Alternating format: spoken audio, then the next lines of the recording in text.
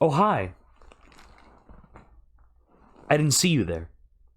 My name's Alec Chrisman. I am the most recent theory PhD student to pass their oral comprehensive exams. I think because I was the last theory PhD student to pass their oral comprehensive exams. But they saved the best for last, so that works. Professor Levy has asked me to write down some of my thoughts about sort of general advice that I would give about people that are entering into this process, and I've got a bunch of notes that I took here. I would, in general, I'm sure some of my friends might be watching this, people I've worked with, but I figured during Corona times, it might be smart to actually just record a video of me doing this, because God only knows the next time we're going to be able to have a real, genuine, in-person conversation about these questions. And so I wanted to put this down both for the people I know who could make use of this and for people in the future after I've maybe even left the department, who knows. So that's why I'm recording this. A couple things just about sort of my experience. I was a theory PhD student. I did comparative as my second field, and we'll talk about that. There's no real second field. You're held to the same standards as everybody else, so get on that sooner rather than later. And another important thing I should tell you is that I failed my comparative comprehensive exam the first time around, which is one of the reasons why I really wanted to do this video, because advice is sometimes not so useful when it's coming to someone who this stuff comes naturally to. When it comes to somebody who, you don't want advice from somebody who nailed all of their exams first try, because for them, whatever they did just automatically worked for them, so they're not sure.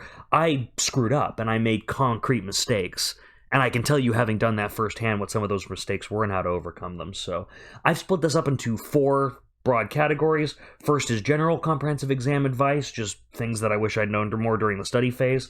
Then advice on the written theory exam, advice on the written comparative exam, and then advice on the oral exam. So I'm going to work through those piece by piece. I'll see, maybe I'll divide it up on the with the time slots afterwards. I don't exactly know how to do that on YouTube, so don't hold me to that. But starting with general advice. So my experience was weird for people who don't know the context or who are coming later. I had a massive 6-month delay from what it should have been because of coronavirus, and a huge gap in my studying process during that, where I had to move back to the States and a whole bunch of chaos.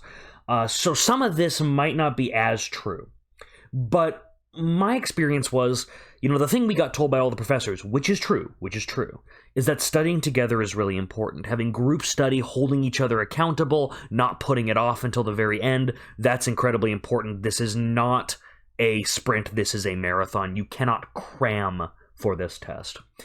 The problem that I ran into, accounting for that, so you need to take that on board, that's the most important thing.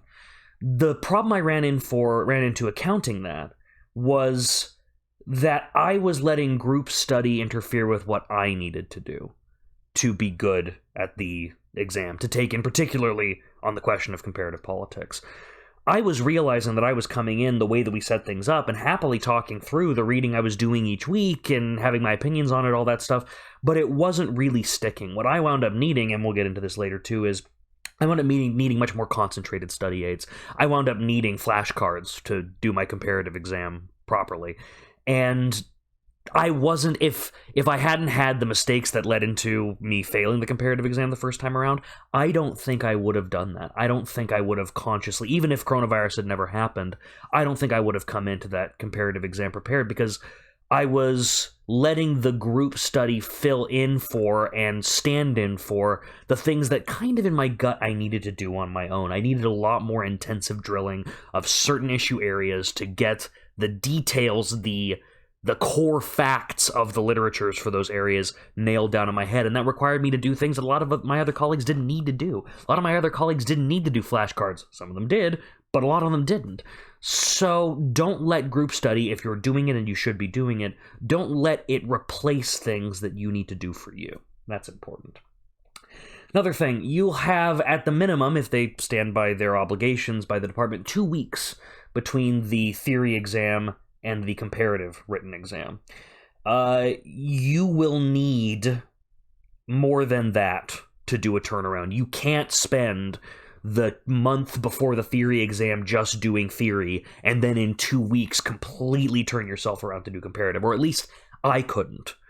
And so what you're going to have to do, even if it feels distracting, even if it feels inefficient, you're going to need to be keeping comparative fresh in your mind, dedicating some meaningful study time to that in the run-up to theory, or whichever comes first. If you're doing comparative first and then theory, keep doing theory while you're prepping for comparative, so that it's not just a complete shifting from first to fifth gear in between those two exams.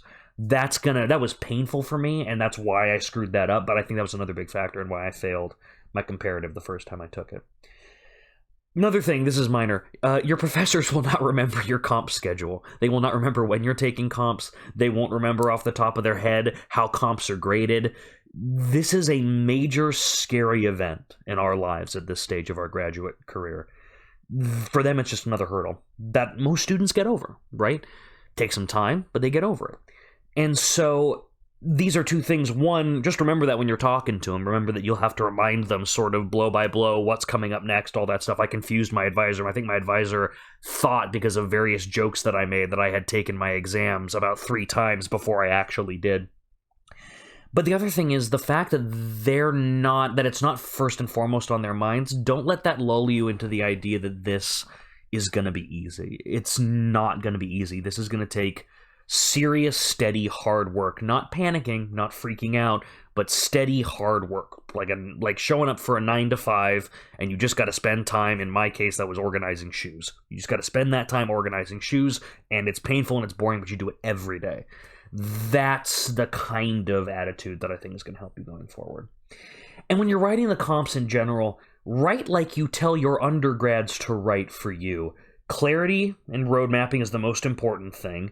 Then aim at good original analysis, and then and only then aim at being entertaining. I'm not saying I didn't put a couple jokes into my comprehensive exam answers, but they were spread out, they were few and far between, and so keep that in mind. Moving into the written exam for theory, really useful to define your terms. The questions, the prompts, will have kind of broad phrases, like something was mine like, is Aristotle a friend of democracy?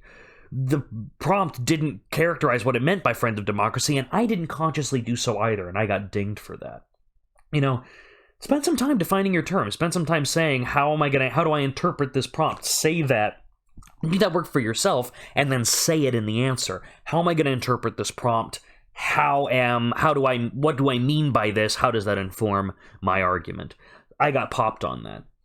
Relatedly, you can critique the prompt, but pick when you do that. Choose that battle. And definitely, you need to answer the prompt, but you need to be clear that you're answering a particular interpretation of it and rejecting other interpretations. My move that I did on most of them, which worked out pretty well, I think, was I did some version of if the prompt had said A, I would have answered B, but I interpreted the prompt as saying X, which is why I answered Y. That kind of framing can show a grader that you did take their particular reading into mind that was very different from how you interpreted the thinkers or the prompt in question, and then the reasons that you gave for rejecting it. That's a lot of, I think, what they're looking for, and I think that really, really benefited me.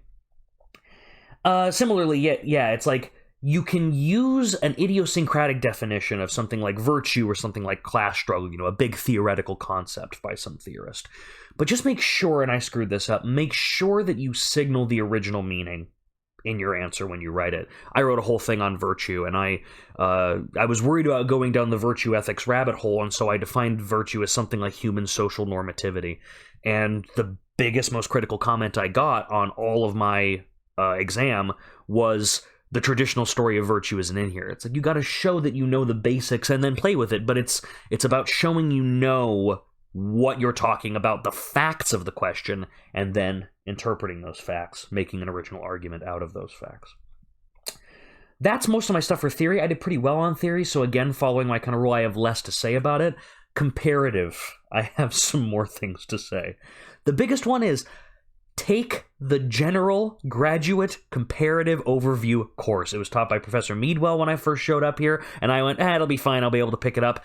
And you can. I eventually passed, but I think me not having that, not not having the memory of having talked through all of the big areas of comparative politics in a table, in a seminar, with other humans that I could interact with, that made memorizing the stuff so much more difficult. I wonder if I'd had that to draw on, if I ultimately would have wound up needing the flashcards that I did and the basic rote memorization work that I wound up needing to do. So that was the first big thing.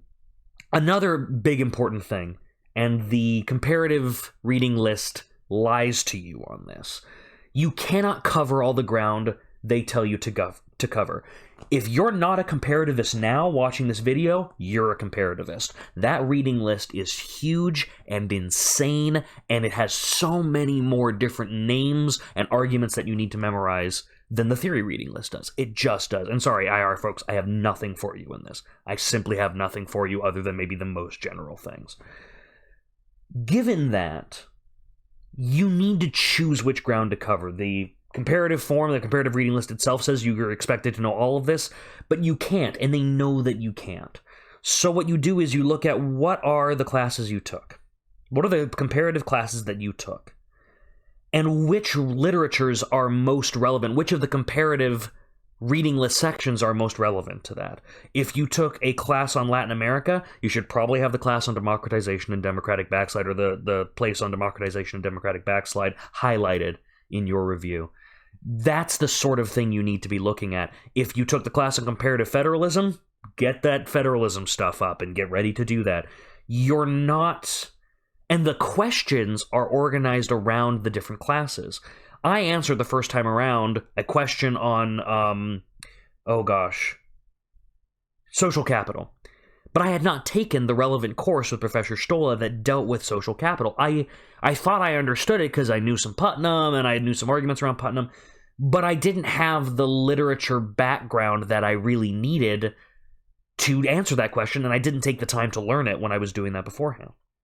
Similarly, there was a whole question on there that was about democratic backsliding because I'd taken my courses on Latin America and because I'd taken my courses on democratization. That was right there, and I just didn't pick it. So the questions are based on the courses that have been offered during your time before this exam, and you need to organize your literature around the comparative courses that you've taken. Don't strictly make that, maybe pick a couple weak areas to go after, and you need, this is another one of my notes, study your methodology, know your methodological disputes, know qual v quant, know all of that stuff, because you're gonna have to answer a question on that, period. So pick a couple weak areas, double down on your methodology no matter what you're doing, because that is the most arcane and one of the easiest to get right if you just put in the legwork. And that's what I would say for a lot of that. The other big thing, you're going to need to cite sources in comparative. You're going to need to, I don't know where I got it in my head. It was going through the department that it was okay if you kind of broadly referred to certain general arguments in the literature. That's not what got me over the finish line. I tried that the first time around, I failed. The thing that got me over the finish line was actually studying, and I had 100 flashcards that I wrote out with a 3-sentence summary on one of the article on one side and the name on the other side. And I just drilled that for about 2 weeks on a regular basis.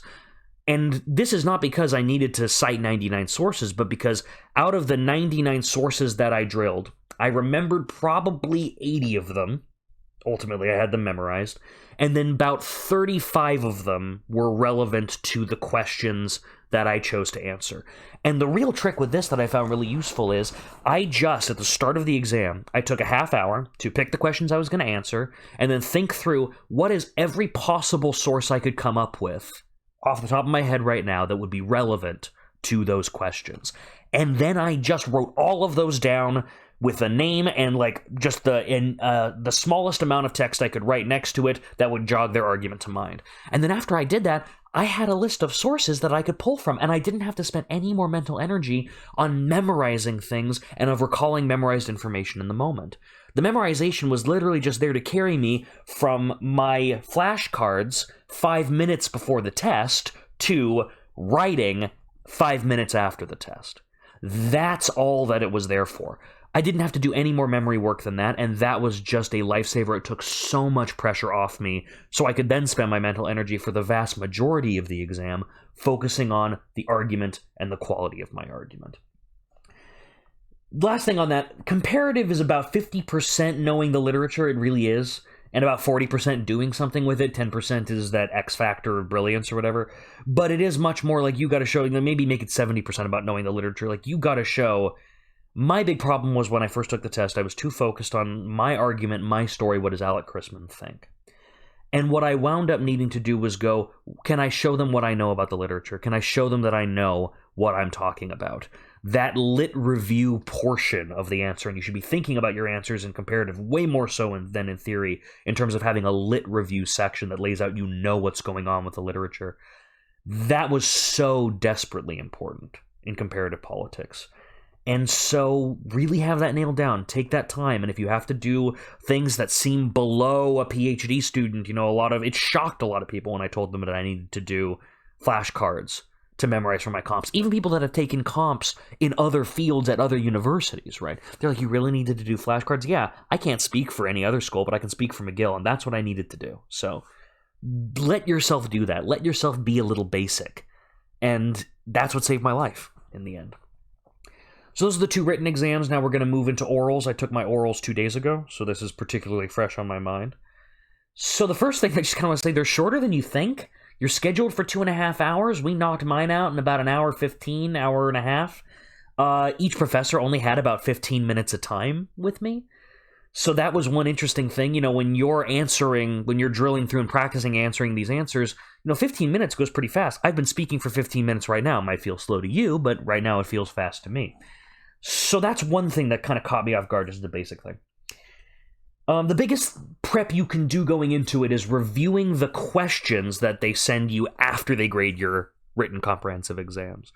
The questions are going to structure a lot of what their concerns are with you. And this is the most important and obvious thing that you need to do. 100% do that. That's the most important thing. I advise, and don't just think them through, sort of read them and then kind of forget about them for a while, and then have a friend come over, have a colleague come over, in my case, I'm living back with my parents because COVID, I literally had my dad come over at 7 a.m, and he just asked me all the questions that were on that sheet that they had laid out. And I had to practice BSing, answering them in the moment. BSing not meaning that I'm lying or being false, but, that it's coming out of my mouth and it's making sense, right? So that's what you're going to want to do with that. It is not going to be everything that happens. And that's the weird part. So much of the oral exams they want to mess with you a bit. They want to see how you can react to non-standard questions and to gotcha questions even sometimes. I had a professor who just asked me, what would be your comparative politics syllabus for first years and how would you teach it to them? And in that moment, I said, can I have like 30 seconds to think through this? And he said yes, and that was perfectly understandable. And just taking that little breather to get that question under my feet. But the point is, they're going to throw unpredictable things at you. Even the grader who I thought was going to be kindest to me, the interrogator I thought was going to be kindest to me, he hit me with a pretty hard question where he completely reversed his stance on something that I knew he held, and he knew he thought I was going to answer him one way, and he asked me the complete opposite question. It's a lot more about moving on your feet. Giving that, you need to get started talking. That's the thing. Get started talking with your friends. Get started talking when you're drilling with your colleagues. Get used to answering these questions orally and being fluent orally. And take that time to organize your thoughts, maybe 15 to 30 seconds after they ask, if you ask for that explicitly. But the sooner you start getting the words out of your mouth, and the sooner you can start being off to the races and answering the question and saying something that is coherent and that you practice saying in front of your colleagues, that is going to be most of it. The more of this test than maybe should be relies on someone's rhetorical skill, which I would feel bad about, but that's a huge part of being a grad student. And so I understood that, even if at times it felt like some of the questions were, to be perfectly honest, a little cheap. But that's their prerogative, and so we got to live with that. We got to deal with that. The other big point, this is the most useful advice Professor Levy gave me: listen to the question that's being asked. You will have gotten certain things wrong on your written comprehensive exams. They will try to steer you towards having the right assumptions and doing something interesting with the right assumptions. Make sure that you're listening to them and hearing them when they're trying to steer you in a certain direction, hearing them when they imply that there's a certain kind of answer that they'd like for this particular question. They're not supposed to do that, but sometimes they do. And follow that. Commit yourself to whatever you need to commit yourself to. Try not to lie. But, like, if you're between two interpretations and you can tell one professor's really gunning for one of them, if it's not that big a deal to you, maybe pick the interpretation that the professor's really gunning for.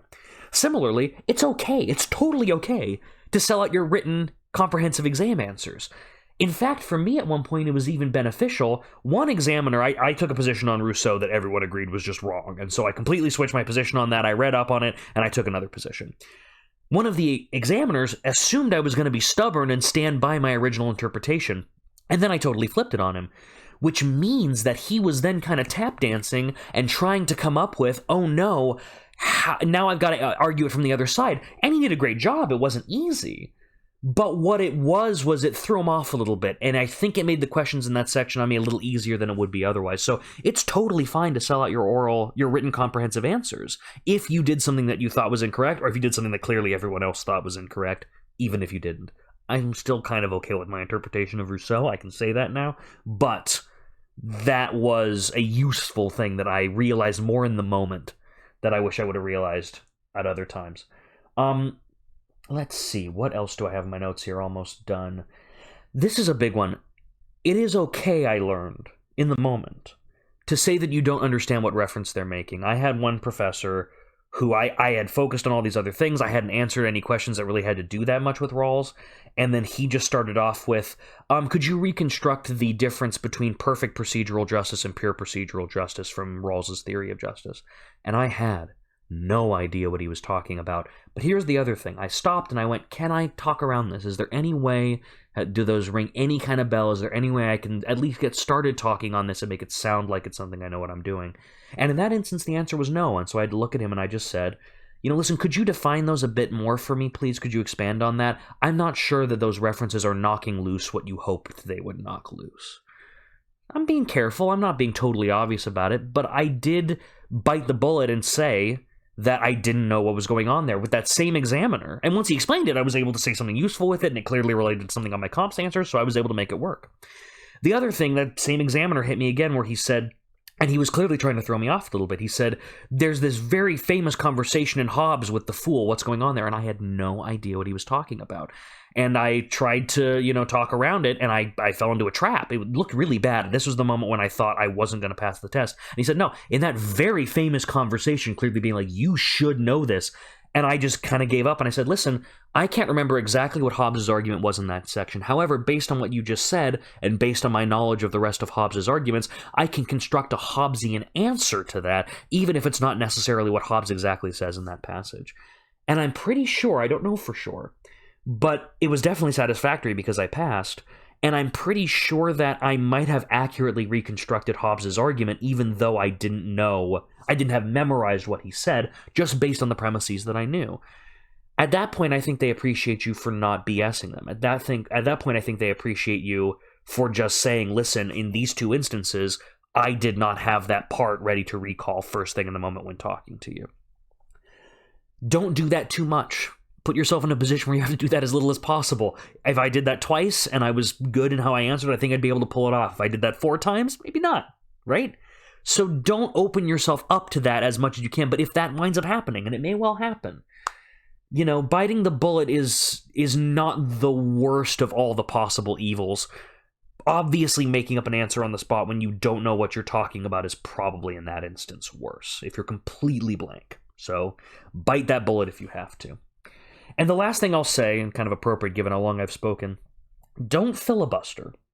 Don't deliberately be aggressive with this, but explain your points in full. Don't be eager to stop talking, because, again, they want to get out of there in about an hour, hour and a half. They don't want to call you back for a second round of questioning. They don't want to have to call you back in 2 weeks and have to have another thing on their schedule, all that stuff. And if you take a little extra time, if you don't deliberately filibuster, but answer your questions in full, take your space, cover a few alternative explanations and interpretations, and then if you do that, they'll have less time to ask you more questions. They'll have less time to throw a gotcha question at you. They'll have less time to hit you with something that maybe you didn't study as much as the other thing. Take that space. Occupy that space. And as a last little bit, ask for a break at the halfway mark if they don't offer it to you, because that's another great moment to just reorient your thought and to give yourself a bit more of a breathing room. And another thing, apparently, no theory student ever asks to do comparative politics first. You have a choice of whether you do comparative or theory first. And no theory student ever does comparative first. I chose to do comparative first, which means that I think the comparativists were a bit thrown off, and they had to be making up some more answers on the spot. They didn't have as much time to listen to the stuff I said while answering other questions and come up with harsher, rougher questions to critique me with. I would definitely say, because that's what happens, right? Professors are critical people. You're answering questions over in the comparative politics realm, and the theorists are going, that doesn't make sense. Wait, that doesn't make sense. He said that, but that makes you want to ask him this. They're naturally going to have more resources to pick you apart, whichever section goes last. So I would say the section you feel most comfortable with, do that one last. The section you feel like you can roll with the most easily and have the broadest knowledge on, put that one second, because those teachers, those professors, will be coming at you much harder and a lot more prepared than the ones that you forced to go first. So that's it. I have spoken for by far long enough, but if you're sitting there, if this seems terrifying, insurmountable, scary, it's a marathon, it's not a sprint. Set up a regular work schedule, work on it the way you would be working on showing up for class every day if you were still doing your classes, and really focus down on this. Don't beat yourself to death. I played a lot of video games during this time period too, and I failed my comparative politics exam the first time around, but I don't think that's why I did. You can have a life, you can do other things, but 3 to 5 hours of solid intellectual work a day, decent memorization, regular memorization practice for the comparative exam, get that work ethic and schedule into your bones, and I think you're gonna at least do better than I did the first time around. And again, I wound up passing feeling pretty comfortable. I don't feel like a second-class citizen in the department given what I went through. And so with that in mind, good luck, and I hope some of this helped. Cheers.